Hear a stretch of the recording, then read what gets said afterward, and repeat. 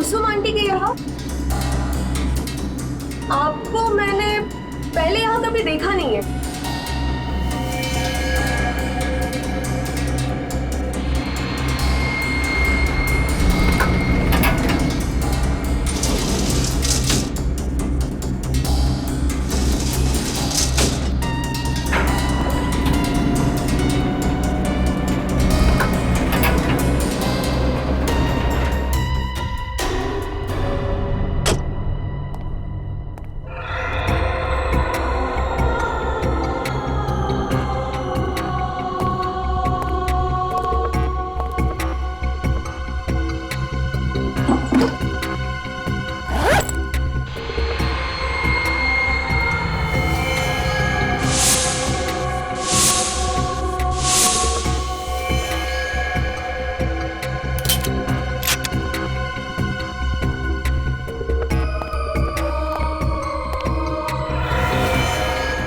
ऐसे धोखा नहीं दे सकती सोनम।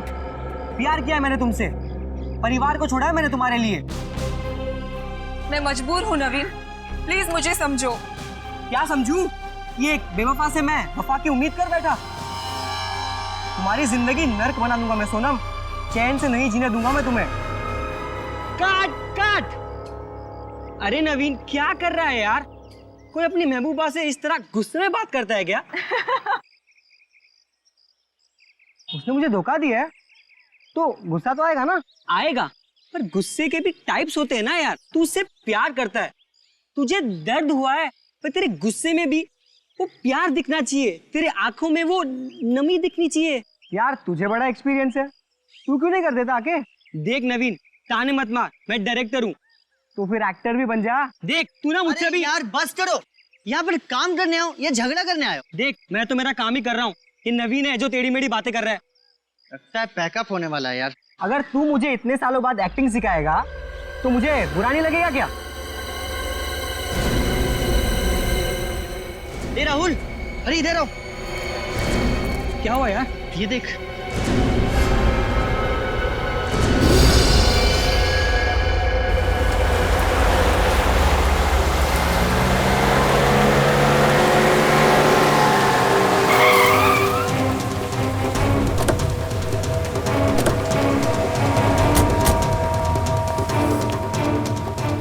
रजत, तुम सीढ़ियों से जाओ, हम लिफ्ट से आते हैं।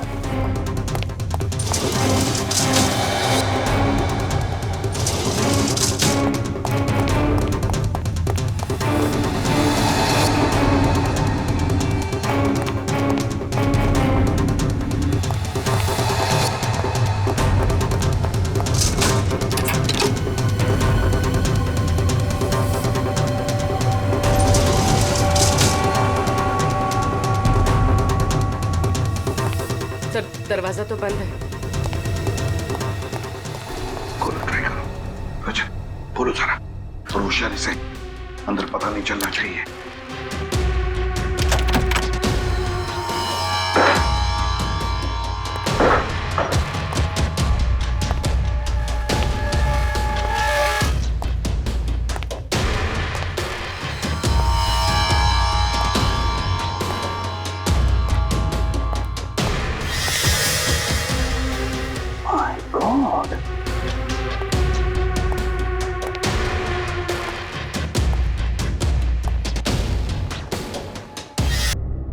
सर ये तो मर चुका है।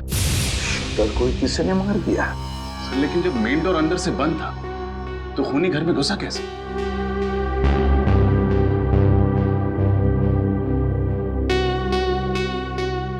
खूनी घर के अंदर नहीं, घर के बाहर था। जैसे इसने अपने शिकार पर निशाना लगाया होगा, खूनी ने इस पर निशाना लगाया और गोली चला दी। इसे जरा पलटो इसे। गोली तो आर पार हो गई। अगर गोली आर पार हुई है तो गोली कमरे के अंदर ही होनी चाहिए। गोली ढूंढो जरा। सर एक बात समझ में नहीं आई, बच्चों ने हमें बताया था कि उन्होंने इस आदमी को यहाँ खिड़की पर खड़े हुए देखा है। तो अगर इसे बाहर से गोली लगी, इसे ऐसे गिरना चाहिए, मतलब इसके पैर खिड़की की तरफ होने चाहिए, लेकिन ये तो उल्टा गिरा, सिर खिड़की की तरफ।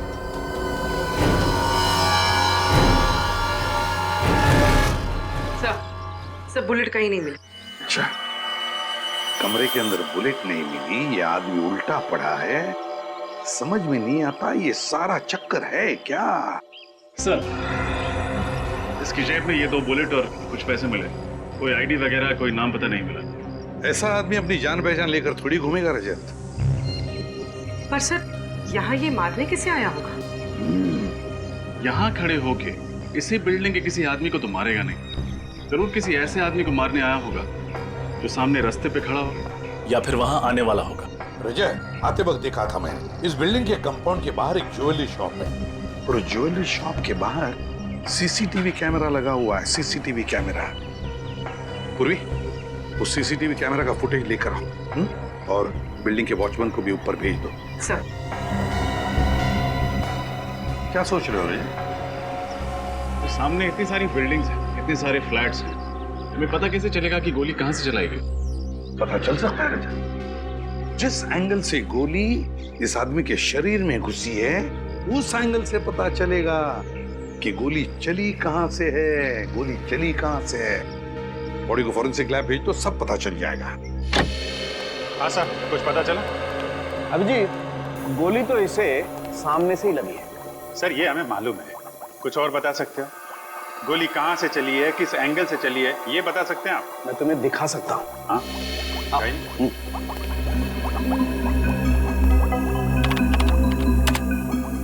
ये देखो, ये इसकी छाती पर सामने की तरफ जो घाव है, जहां से गोली इसके शरीर के अंदर घुसी है, ये ऊंचाई पर है। और ये दूसरा घाव जो इसकी पीठ पर है, जहां से गोली निकली है, ये नीचाई पर है। ऐसे इसका मतलब इसे गोली ऊपर से लगी है और लगभग 28 डिग्री के एंगल से।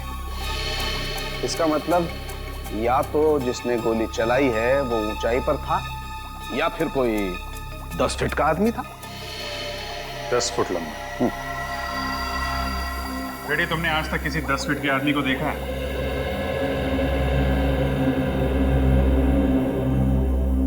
नहीं सर। नहीं देखा सर। तो फिर आपकी दूसरी थ्योरी सही है, गोली सामने से चली है, ऊपर से। जी। और सर, जिसने भी ये गोली चलाई है वो भी कोई प्रोफेशनल किलर है, क्योंकि इतनी दूरी से इतना एक्यूरेट, इतना सही निशाना लगा पाना किसी आम आदमी के बस की बात तो हो नहीं सकती। फिर भी रजत, एक बात अभी भी घूम गई है। इस आदमी को अगर सामने से गोली मारी गई है तो ये आदमी खिड़की से गोली लगने के बाद ऐसे गिरता, मतलब खिड़की की तरफ इसका पैर होता और सर दरवाजे की तरफ। मगर हमें इसकी लाश जब मिली तो इसका सर खिड़की की तरफ था और पैर दरवाजे की तरफ। कैसे हुआ होगा? सारुके साहब, इसके फिंगरप्रिंट से कुछ पता चला कि ये आदमी कौन है? नहीं, वो पता नहीं लगा, क्योंकि इसके फिंगरप्रिंट्स हमारे क्रिमिनल डाटाबेस में किसी के साथ मैच ही नहीं होते। अगर इस निशानेबाज का पता नहीं चल रहा है तो फिर हमें यह पता लगाना पड़ेगा कि ये वहां पे निशाना किसे बनाने आया था। सर, उस वक्त सड़क पे बहुत सारे लोग थे और इतने सारे लोगों के बीच में इस आदमी का निशाना कौन था, कैसे पता चलेगा? रेडी, फिर भी पता तो लगाना पड़ेगा ना। सर, हमें ये पता चल चुका है कि ये राइफल किसी के नाम रजिस्टर्ड नहीं है, इसका कोई लाइसेंस नहीं है। इलीगल गन, ये तो पहले से ही शक था। सर, मैं एक ऐसे आदमी को जानता हूँ जो उन सभी आदमियों को जानता है जो ऐसे इलीगल हथियारों में डील करते हैं। ठीक है, मिलो उससे और पता लगाओ कि ये गन किसने बेची और किसने खरीदी। सर, फिर से उस बिल्डिंग में जाना पड़ेगा।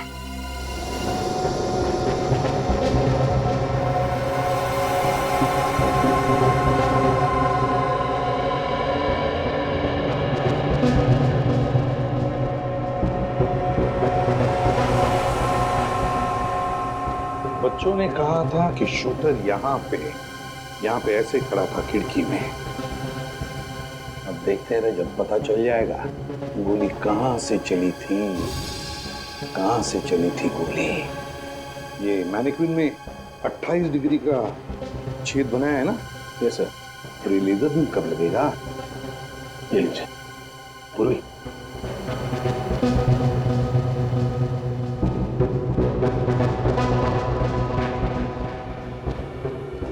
दूर है, कुछ दिख नहीं रहा यहाँ से। एक मिनट, देखते हैं।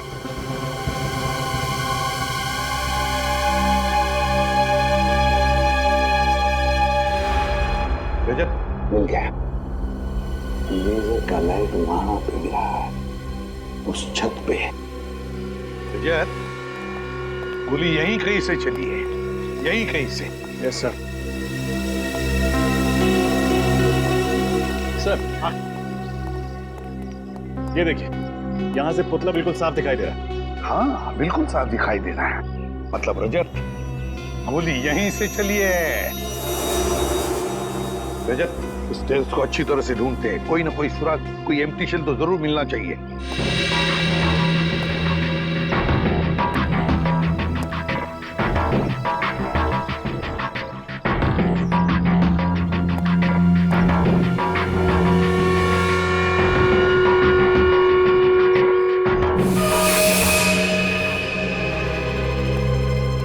सर, हाँ,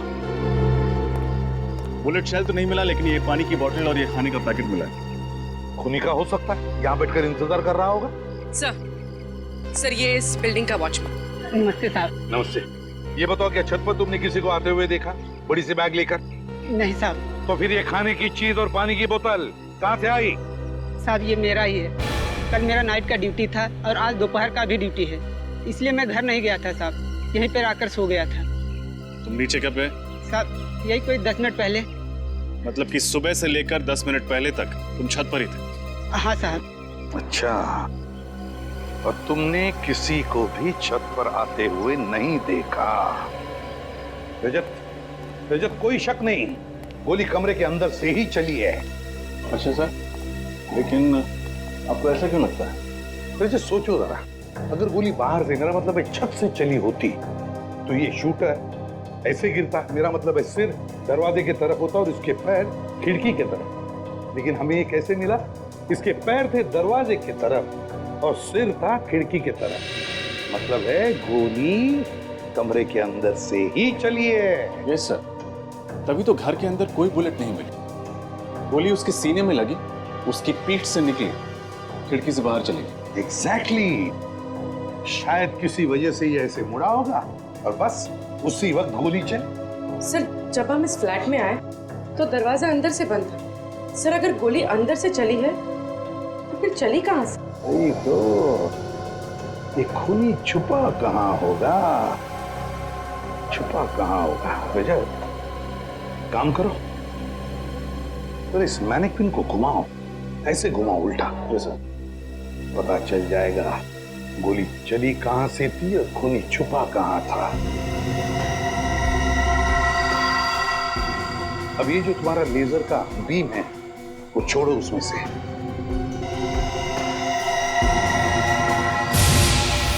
माय गॉड! सर लेजर तो स्पीकर पे जा रहा है। उतारो स्पीकर को और खोलो।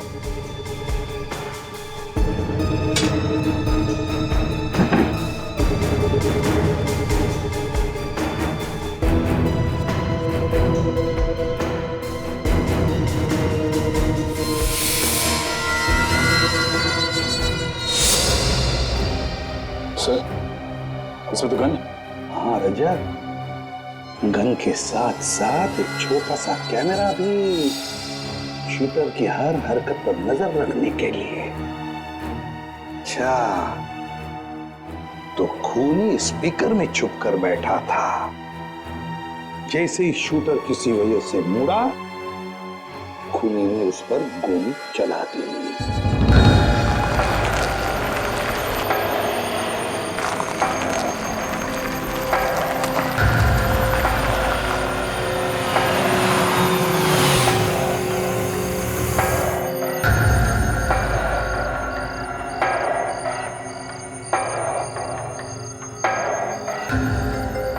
इस महेश का पूरा नाम महेश गद्दार है। गद्दार कुछ भी गड़बड़ करे तोड़ा देना से। आप फिक्र मत करो बॉस, मेरी नजर और मेरा निशाना दोनों महेश पे रहेगा।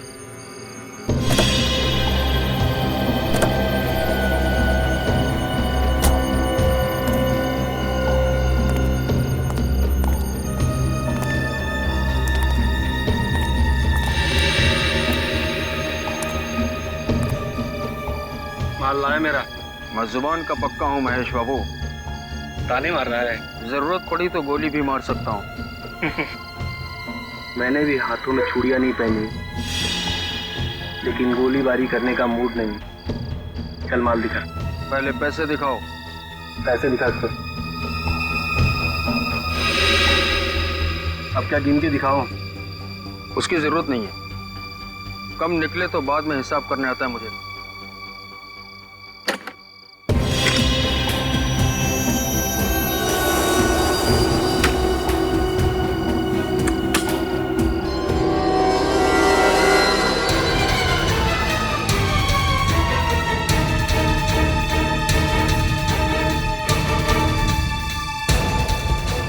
क्यों केवल जी?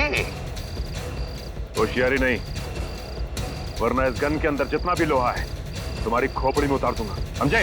पूर्वी, फोटो दिखाओ इसे।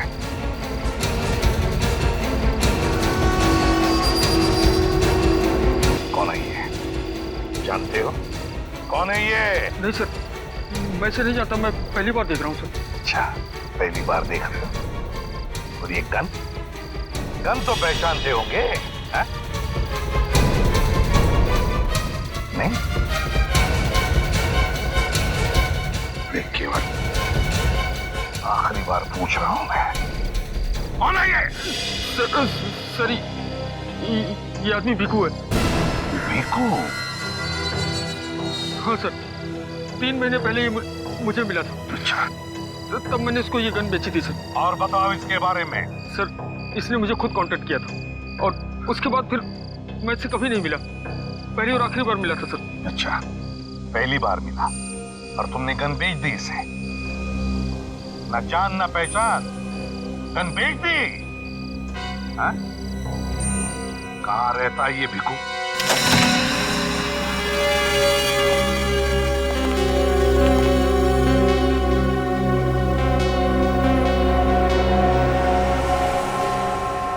ऐसा काफी माल कमाया इस भिकू ने।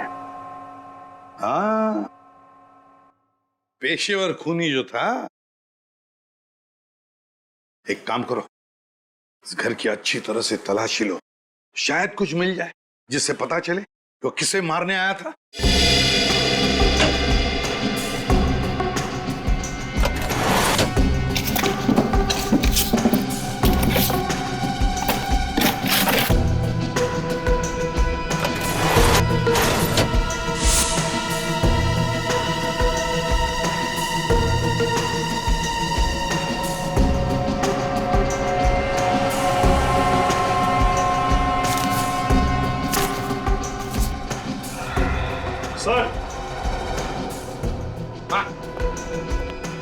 सर ये अलग से 4 नंबर्स लिखे।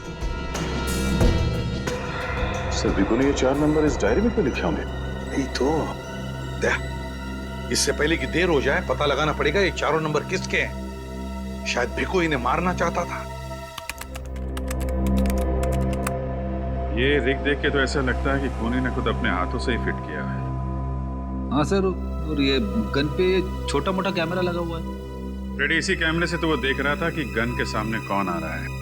और ये रिग रिमोट से ऑपरेट होता है, जिसके जरिए इस गन को ऊपर नीचे, ये देखिए, दाएं बाएं भी घुमाया जा सकता है। बात साफ है, खूनी कहीं दूर बैठा था और दूर से ही उसने भिकू का शिकार किया।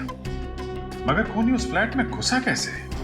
ये रिग वगैरह लगाने में तो काफी टाइम लगा होगा। किसी ने देखा कैसे नहीं उसे? बिल्डिंग के वॉचमैन से भी पूछा, उसे भी कुछ नहीं मालूम। और सर फेसिलिटी के मेन गेट पर जो सीसीटीवी कैमरा फिट है उसकी पूरी फुटेज चेक की, लेकिन कोई भी ऐसा आदमी नहीं दिखा जिस पर शक किया जाए। कहीं वो फेस बदल के तो नहीं आया? इलेक्ट्रिशियन, दूध वाला, पेपर वाला, फेस बदल के अंदर आया, ये रिग फिट किया और निकल गया। किसी को शक भी नहीं हुआ। कुछ पता चला भिकू को कॉन्ट्रैक्ट किसने दिया था खून करने का? सर भिकू के घर से जो डायरी मिली है उसमें 4 लोगों के फोन नंबर्स मिले। कौन है ये? सर नाम है मनीष, रितेश, विक्रांत और हितान। चारों बिजनेस पार्टनर्स थे। किस चीज का बिजनेस है इनका? सिक्योरिटी इक्विपमेंट का सर। ये लोग सिक्योरिटी एजेंसीज और प्राइवेट बिल्डर्स को इक्विपमेंट सप्लाई करते थे। लेकिन सर, इस तरीके का बिजनेस करने वाले इन लोगों के फोन नंबर्स एक कॉन्ट्रैक्ट किलर के पास कैसे? या तो इन चारों ने किसी की सुपारी दी होगी या फिर किसी ने इन चारों की सुपारी दी होगी पीकू को। सर एक और बात पता चली है, इन चारों में से एक पार्टनर मनीष 1 महीने पहले ही उसका खून हुआ। कैसे खून हुआ इस मनीष का? सर मनीष एक कॉफी शॉप में बैठा हुआ था जब किसी ने उस पर गोली चलाई। पुलिस रिकॉर्ड्स के मुताबिक 9 mm की स्नाइपर राइफल की गोली थी। सर कॉफी शॉप में ही मनीष ने दम तोड़ दिया। स्नाइपर राइफल की गोली? मतलब ये चारों पार्टनर्स पीकू के निशाने पे थे। मनीष को तो उसने मार दिया, बाकी बचे इन 3 पार्टनर्स में से किसी को मारने के लिए उस फ्लैट में घुसा होगा। मगर किसको? सर उसी रास्ते पे जो ज्वेलरी शॉप के सीसीटीवी कैमरा की रिकॉर्डिंग है उसको श्रेया चेक कर रही, शायद कुछ पता चले। सर अच्छा सर ये देखिए, ये आदमी कब से एक ही जगह पर खड़ा है और बार बार अपनी घड़ी चेक कर रहा है। हाँ सर, ऐसा लग रहा है जैसे ये किसी का बेसब्री से इंतजार कर रहा है।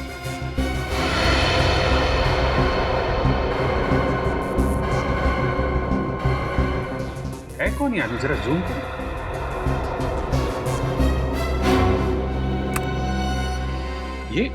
ये तो उन चारों पार्टनर्स में से एक है ना, विक्रांत? यस सर, मतलब मनीष के बाद भीखू का अगला शिकार विक्रांत था। नहीं रजत, मुझे नहीं लगता, क्योंकि विक्रांत काफी देर से वहां पे खड़ा था। अगर बीकू को विक्रांत को मारना होता कब का मार दिया होता। यस सर, तो फिर शायद भीखू विक्रांत को नहीं बल्कि उस आदमी को मारना चाहता हो जिसका इंतजार विक्रांत कर रहा था। मगर सर ये विक्रांत इंतजार किसका कर रहा था? वो भी पता चल जाएगा। सर टेप को फॉरवर्ड करो।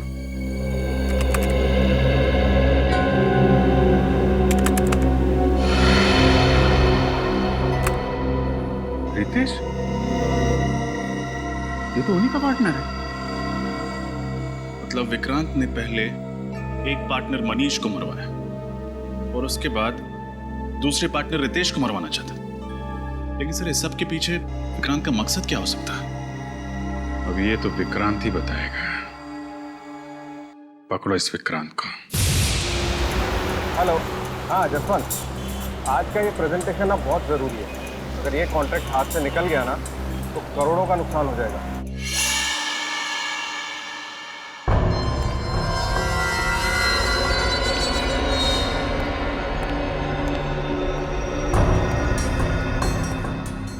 मैं ऑफिस पहुंच रहा हूँ, बस गाड़ी पार्क करके मैं ऊपर आता हूँ।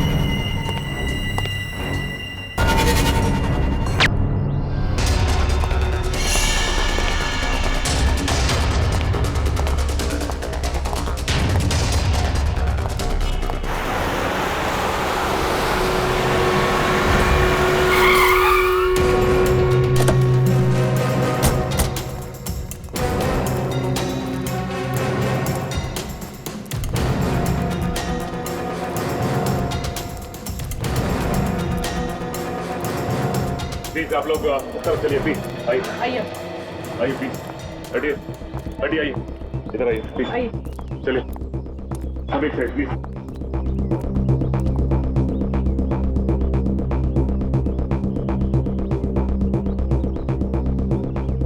सचिन, इस विक्रांत को भी वहीं पर गोली मारी है जैसे मनीष को मारी थी।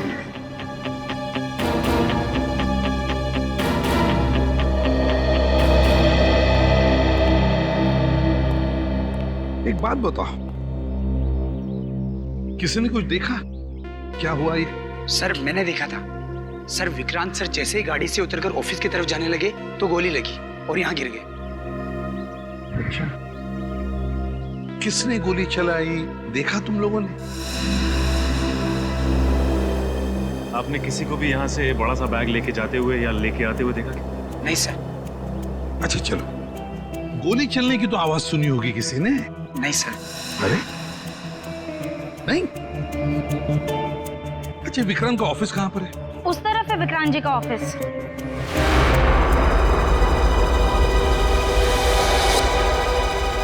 सचिन, गोली तो यहीं से चली है, बिल्डिंग में से ही। मगर बिल्डिंग की खिड़कियां तो बंद है, तो जरूर गोली छत से चली है, छत से। लगता है उसी आदमी का काम है, उसी खूनी का जिसने मनीष को मारा है। छत से गोली चली है। एक काम करो, छत पे जाकर देखो, देखो कुछ मिलता है क्या। और बिल्डिंग में जितने भी लोग हैं उनसे पूछताछ करो, पूछो उनसे क्या किसी ने किसी अनजान आदमी को बिल्डिंग में आते जाते हुए देखा है क्या? हाँ? सर, हम जिसे खूनी समझ रहे थे उसी का किसी ने खून कर दिया। वही तो हम सोच रहे थे कि विक्रांत रितेश को मारना चाहता है, या तो विक्रांत को ही किसी ने मार दिया। सर,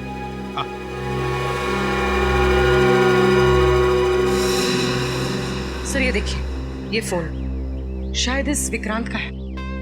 देखो, इसने आखिरी बार किससे बात की थी? हाँ सर, सर इसने आखिरी बार किसी जसवंत से बात की थी। जसवंत? जसवंत तो विक्रांत का मैनेजर है। ये क्या हो रहा है सर? इन चारों पार्टनर्स के एक के बाद एक खून हो रहा है। एक बात बताओ जसवंत, विक्रांत इस वक्त ऑफिस में आने वाला था, ये और किस किस को पता था? वो तो हर रोज 10 बजे आते हैं सर, ये तो सारे स्टाफ को पता है। आखिरी बार तुम्हारी बात हुई थी विक्रांत के साथ? जी सर। क्या बात हुई थी? सर वो तो एक प्रेजेंटेशन के बारे में बात कर रहे थे।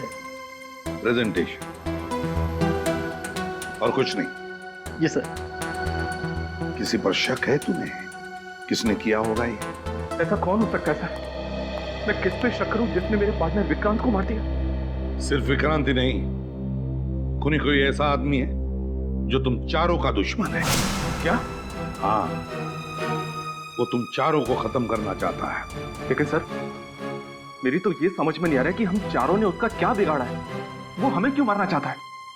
कल तुम और विक्रांत एक बिल्डिंग के नीचे मिलने वाले थे, है ना? हाँ सर।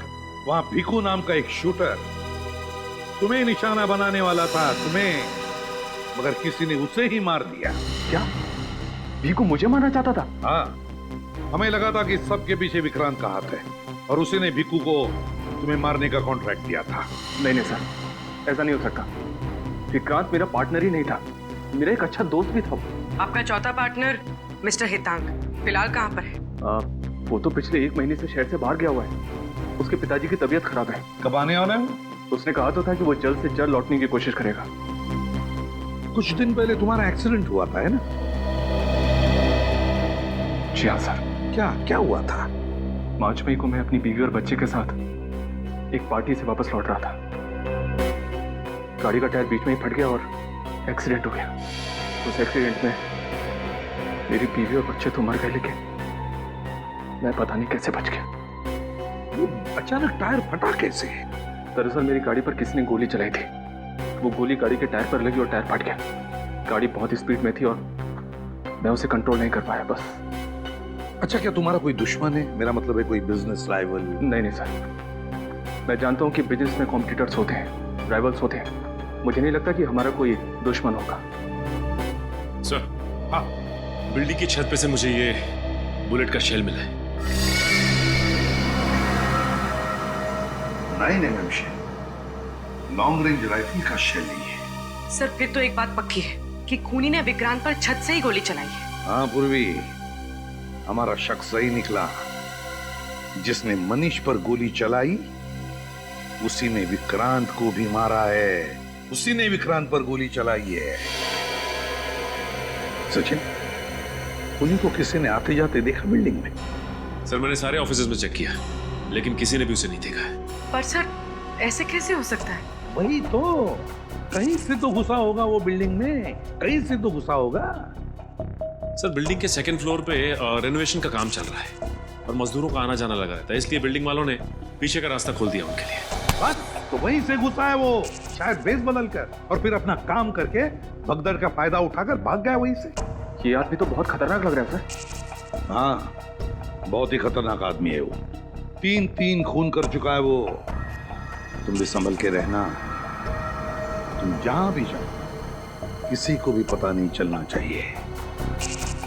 और सचिन, इनका चौथा पार्टनर हितांग, उसे कांटेक्ट करो और उससे कहो कि जैसे वो शहर में आए हमें इन्फॉर्म करें। सर, रितेश अपने परिवार के साथ जब एक पार्टी से लौट रहे थे तब उनकी गाड़ी पर गोली चलाई गई जो टायर पे लगी। रितेश गाड़ी को कंट्रोल नहीं कर पाए और गाड़ी फांजा ब्रिज से नीचे गिर गई।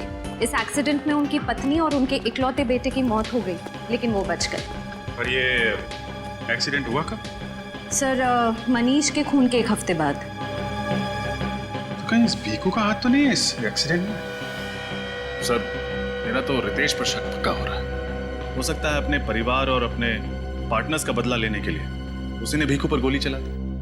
मगर भीखू पे तो रिमोट कंट्रोल से गोली चलाई गई है और फुटेज में दिख रहा है रितेश विक्रांत के साथ मिलने आया था। अगर उसने कुछ किया होता तो हमें दिख जाता फुटेज में।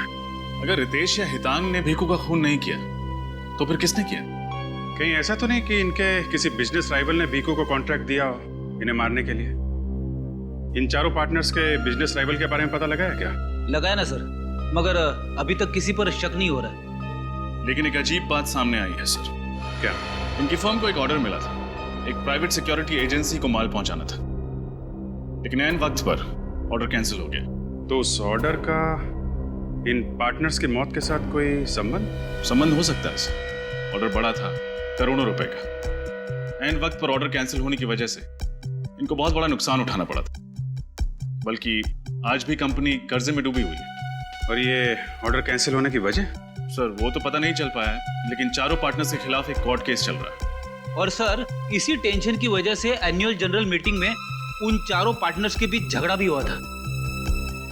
पता लगा उस कॉन्ट्रैक्टर ने अपना ऑर्डर कैंसिल क्यों किया था। शायद वहीं से हमें कोई नया सबूत या सुराग मिल जाए जो इस केस को सुलझाने में हमारी मदद कर सके।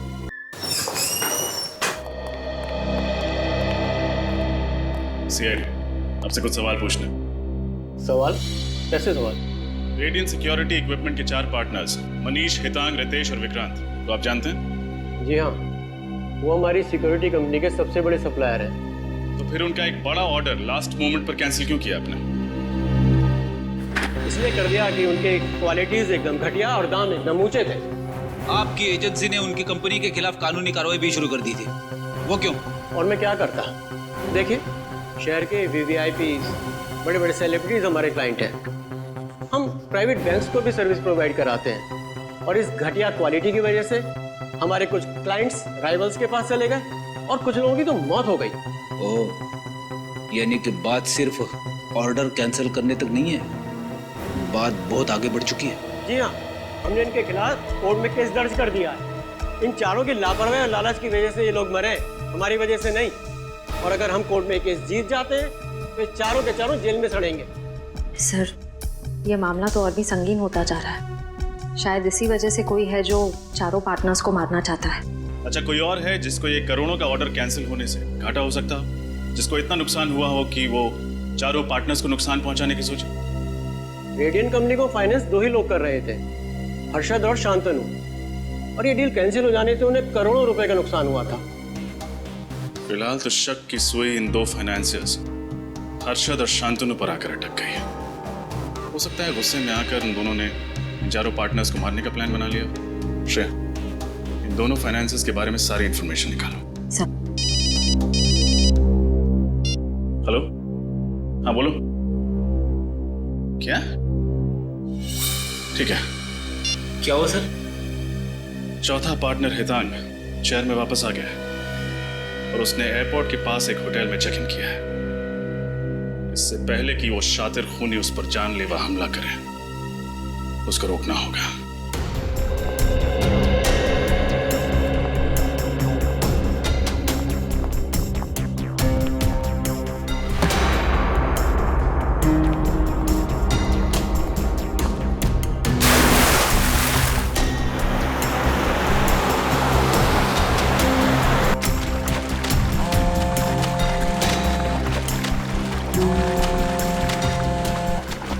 सर, मैं लगातार मिस्टर हितांग का नंबर ट्राई कर रही हूँ। रिंग बज रही लेकिन वो फोन नहीं उठा रहा है। अच्छा, होटल के रिसेप्शन में बोलो, उसके कमरे में फोन कनेक्ट करके दें। सर मैंने वहाँ भी फ़ोन किया था, लेकिन उनका कहना है कि मिस्टर हेतांग अपने कमरे में ही नहीं है। कमरे में नहीं? किसी मुसीबत में तो नहीं है? कोई अनहोनी हो जाए उसके पहले हमें वहाँ पहुँचना पड़ेगा।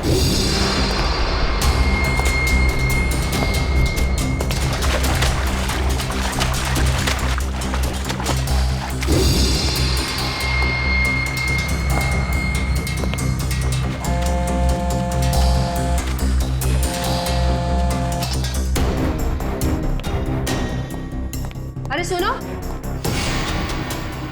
हाउसकीपिंग का सारा स्टाफ कहाँ है? मैं कब से उन्हें ढूंढ रही हूँ। मुझे मन्नू से बात करनी है।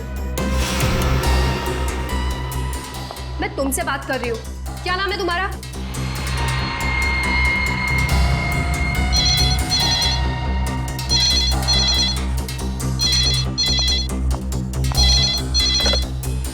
हाँ सर जी, मैंने उनको पर्सनली अटेंड किया था। ठीक है सर, मैं अभी आपके कैबिन में आती हूँ। सुनो, मन्नू मिले ना तो उसको कहना मुझसे आके मिले। मैं मैनेजर से मिलके आती हूँ। वो जो दोनों फाइनेंसर्स थे, हर्षद और शांतनु, उनके बारे में क्या पता चला? सर दोनों पार्टनर्स बिजनेस के सिलसिले में पिछले 1 महीने से विदेश में हैं सर। सर अगर दोनों 1 महीने से विदेश में हैं, तो फिर इन पार्टनर से फोन कौन कर रहा है?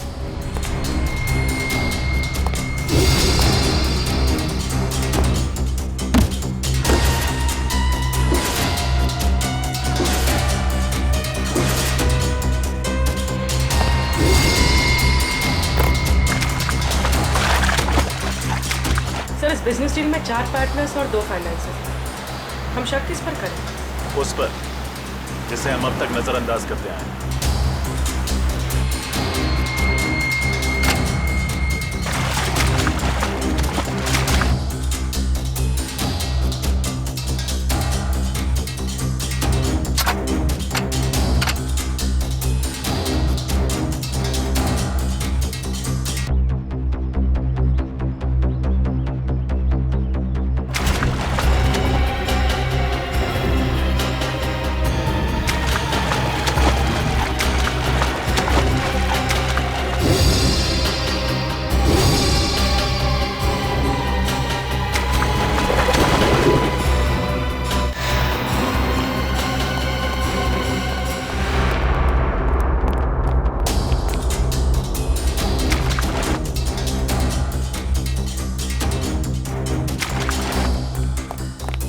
आपके गेस्ट मिस्टर हेतांग इस वक्त कहाँ हैं? आपने पहले भी फोन किया था उन्हें पूछने के लिए। आप ये बताइए कि वो इस वक्त कहाँ मिलेंगे? अभी थोड़ी देर पहले नीचे गए, शायद जिम में होंगे या स्विमिंग पूल के अंदर होंगे। हो सकता है रेस्टोरेंट में भी बैठे हों। अच्छा ये फोटो देखो, ये मिस्टर रितेश की। इनको आपने इस होटल में आते जाते देखा है? हाँ शायद थोड़ी देर पहले मैंने इन्हें होटल में देखा है। देखा है?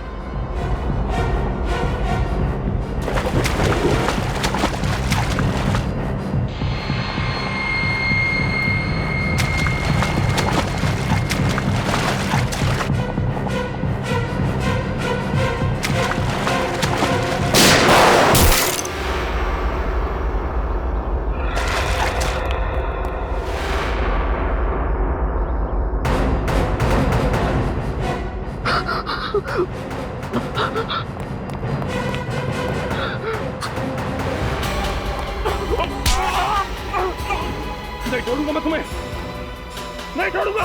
मेरी जान बाकी है। हाँ सर हाँ, मैंने ही सबको मार दिया। क्यों? वो तो तुम्हारे बिजनेस पार्टनर थे ना, दोस्त थे तुम्हारे। दोस्त नहीं थे सर, ये लोग गद्दार थे।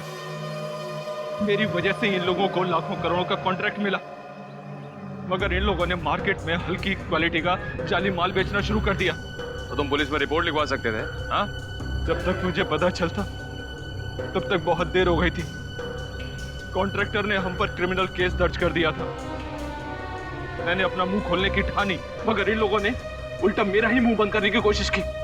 जब तुमने चुप रहने से इनकार कर दिया तो उन्होंने तुम्हारा और तुम्हारे परिवार का एक्सीडेंट करवा दिया, जिसमें तुम्हारी पत्नी और तुम्हारा बच्चा तो मर गए, लेकिन तुम बच गए। हाँ सर, उसके बाद मैंने सोचा अगर मैं पुलिस के पास गया तो ये मेरे माँ बाप को भी मार डालेंगे, और इसलिए मैंने भीखू कॉन्ट्रैक्ट किलर को हायर किया और उसे तुमने 4 लोगों के नाम और नंबर दे दिए, जिसमें से एक नाम तुम्हारा भी था। वो सबको गुमराह करने के लिए था। भीखू से मैंने केवल फोन पे बात की थी, उसने मुझे देखा नहीं था। कुछ पैसे मैंने उसके अकाउंट में ट्रांसफर कर दिए थे।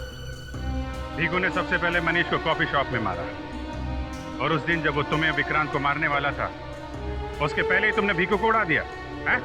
जिस फ्लैट से मैंने भीखू को विक्रांत और रितेश यानी मुझ पर गोली चलाने के लिए कहा था, वो फ्लैट मेरा नहीं था, वो फ्लैट मेरे दोस्त का था। मैं उस बिल्डिंग में इसी का मैकेनिक बनकर दाखिल हुआ, और इसलिए मुझे कोई पहचान नहीं पाया।